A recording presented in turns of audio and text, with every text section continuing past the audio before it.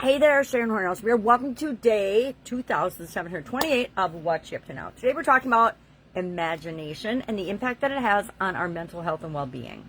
And supersizing our business, of course, as well as the Be a Better You annual challenge. But we're talking about imagination for both, or I already talked about imagination for both Supersize Your Business and for the Be a Better You annual challenge.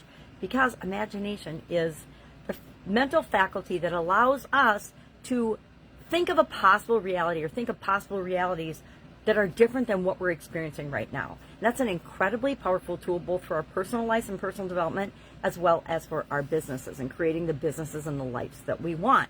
So I shared a couple of people's examples, and I'll share one more because I didn't share all three today, about how we can use our imaginations to create the life that we want or to change something in our life that isn't going the way we want it to.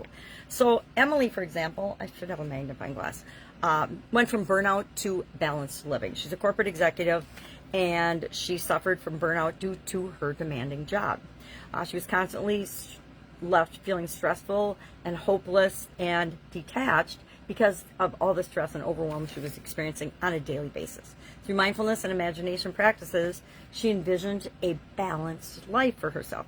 Now, if you talk to me, you know I think that balance is kind of BS and it's different for each and every one of us, but she imagined balanced for her, how she wanted it to be balanced based on her priorities. She imagined it to be filled with wellness, joy, and purpose. Visualization empowered her to make actionable changes, setting boundaries, prioritizing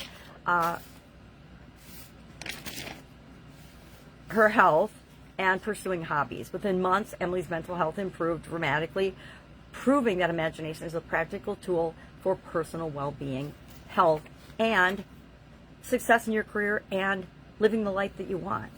So we talked about that in pretty good detail, talked about the advantages of it. We talked about how when we practice something or imagine it in our mind with vivid, with all of our senses and vividly and with emotion, our brain thinks of it as if we've actually done that. That's why Olympians practice and rehearse their sport or their activity over and over and over again, and that gives them a competitive advantage.